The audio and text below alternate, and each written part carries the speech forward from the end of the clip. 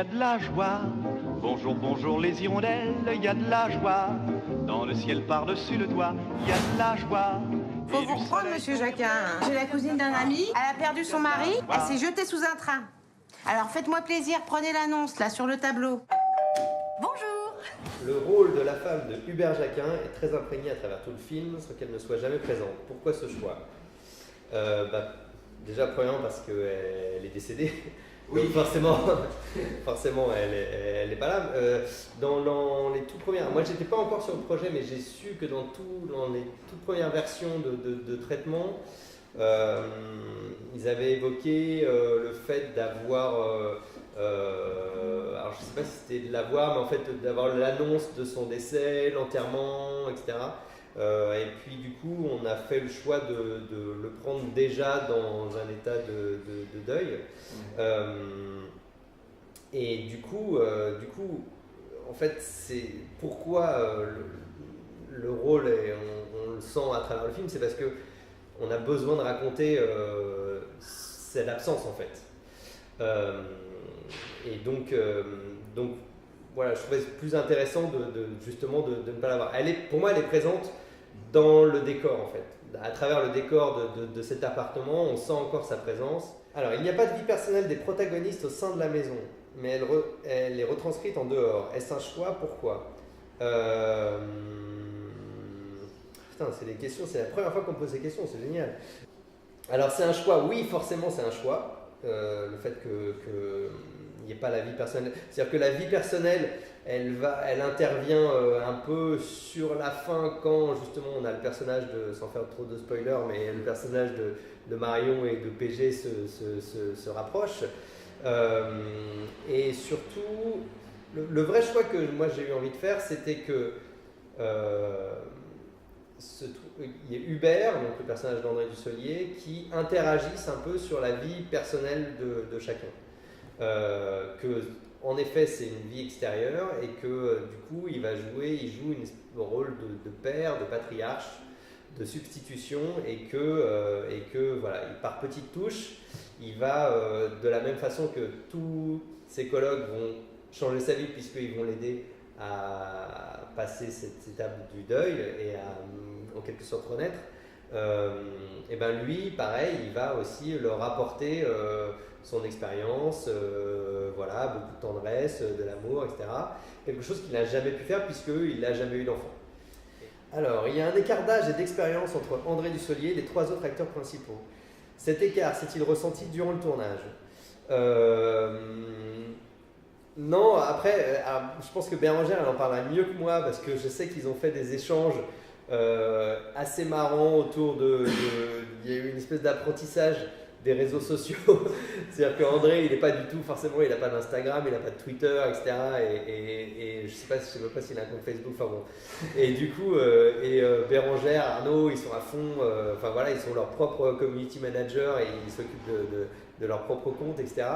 Et donc, du coup, s'il y a eu un écart, enfin, c'est pas un écart d'âge, mais voilà, il y a eu une transmission là-dessus qui était assez marrante, où justement André était vachement avide d'apprendre de nouvelles choses, d'être un peu plus à la page. Et ça, c'était assez drôle. Après,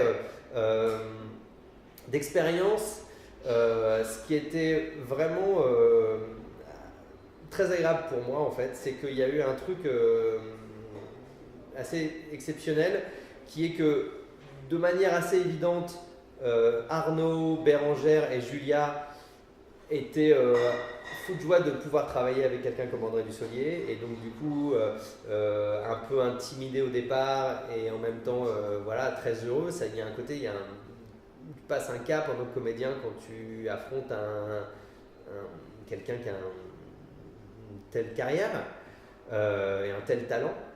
Mais ce qui était cool, c'est qu'en face, André, il était pareil en fait. C'est-à-dire que lui, il avait ce truc où il avait super envie de bosser avec la jeune génération.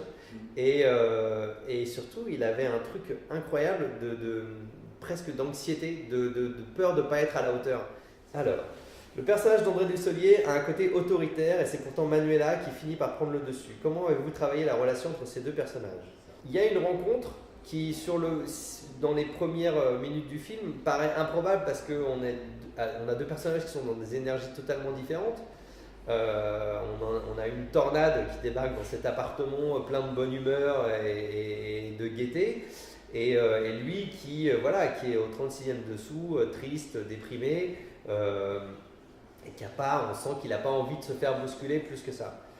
Sauf que au fur et à mesure du film, moi ce que j'ai voulu raconter, c'était que quand ce personnage se réveille, et ben on sent que finalement il y a plus d'atomes crochus qu'on pouvait l'imaginer au début, et que finalement ça explique aussi pourquoi à un moment au début du film il accepte qu'elle reste quelques jours. Il est touché par ce personnage, il y a un truc, il y a quelque chose de lui en fait en elle, et ça on le découvre au fur et à mesure. Donc oui, c'est un personnage autoritaire, sauf que au début, il se fait un peu couper l'herbe sous le pied parce que elle a tout simplement beaucoup plus d'énergie que lui, quoi. Et après cette relation, je pense que là encore une fois, je pense que Bérengère, elle en parlera mieux que moi, mais c'est vrai que notamment dans la première scène, Oui. il y avait Qu'est-ce que je parlerai de toi? ouais, de la première scène, Oui. où justement vous êtes tous les deux sur des énergies très différentes. Ah Où il a fallu justement arriver à trouver le dosage pour que ça fonctionne bien. Ouais, oui, parce que. Ça, ça je sais va pas si. Ils me disent ça serait bien que tu y ailles, et puis en fait, après, ils parlent de timing, donc au lieu d'en parler, on parle de ça fait plaisir. oui, non, parce que oui, en fait, on a donc cette énergie-là. Moi, je dois arriver, paf, je vois bien le truc, mais après, je suis avec André qui joue hyper bien, qui a l'air tout triste. Moi, dans la vraie vie, quand je vois quelqu'un comme ça, je fais ça va. Alors. C'est combien le loyer chez Hubert Jacquin? On est 3, on cherche actuellement un stage à Paris. Celui-là, je pense on peut s'arranger avec Hubert en fait. Non, mais après. Non, quoi que je sais pas combien il fait la chambre. J'allais dire, vous voulez le vrai appart ou le. C'est comme vous voulez. Si vous avez ce qu'on peut avoir. Je pense que Hubert, franchement, il est sympa et il est souple. Il est hyper souple. Il n'a pas besoin d'argent, concrètement. Après, c'est ça pour le fun. S'il fait payer la chambre, c'est pour le principe, c'est pour pas que ce soit gratuit. Je crois qu'il cherche vraiment une chambre. Il cherche vraiment une coloc. André Dussolier dans une boîte de nuit, ça donne quoi? Moi j'ai kiffé. C'est-à-dire que toute la partie clip de la nuit là, avec André, on l'a fait presque la même soirée.